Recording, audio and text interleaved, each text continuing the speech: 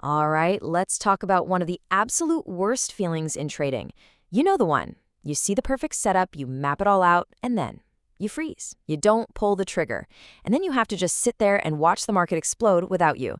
So today, we're going to tear that feeling apart and give you a real, actionable plan to stop the destructive cycle of revenge trading that almost always comes next. Man, that hurts, doesn't it? It's a feeling every single trader knows. That pit in your stomach as you watch the price hit your target to the penny.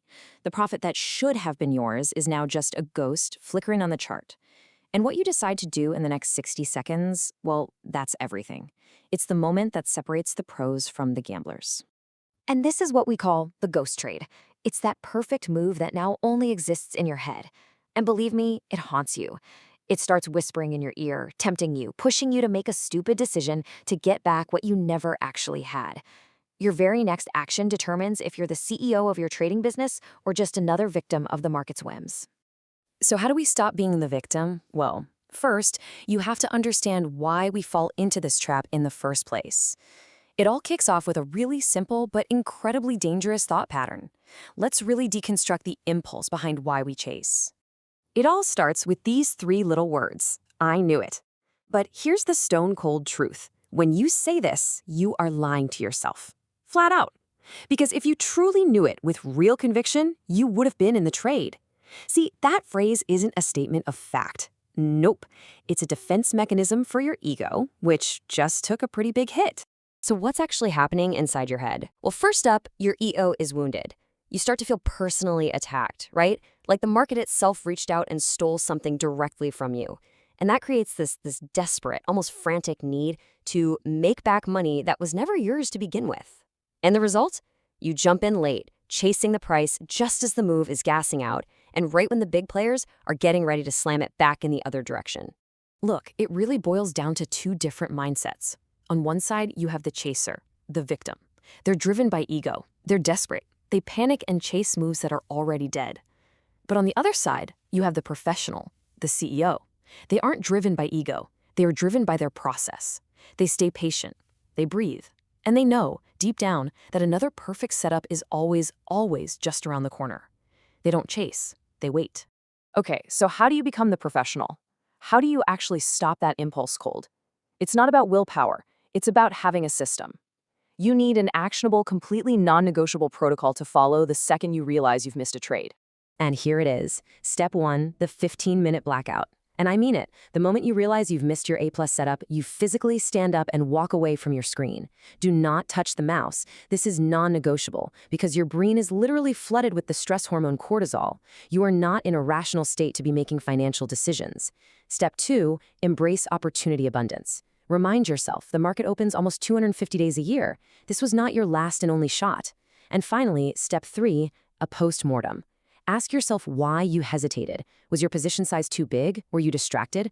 Fix your process. Don't chase the profit. Now, this protocol, it's more than just a quick fix for a single moment of panic.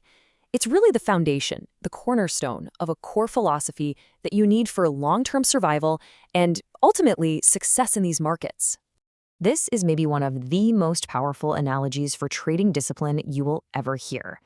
Chasing a missed trade is exactly like sprinting down a busy highway after a bus you've already missed. It's dangerous, it's exhausting, and let's be honest, you're never going to catch it. The professional, the rational thing to do is to just sit down on the bench, look at the schedule, and wait patiently for the next bus to arrive. You know, this isn't some new age idea. This is ancient wisdom. This proverb perfectly captures the trader's dilemma. That great treasure in trouble, that's the lucky, chaotic profit you might get by chasing and breaking your rules. It feels good for a minute, but it brings stress and reinforces habits that will kill you.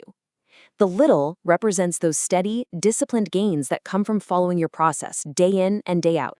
Which brings us to a really key concept: cursed money. Any profit you make from breaking your rules is cursed. Why?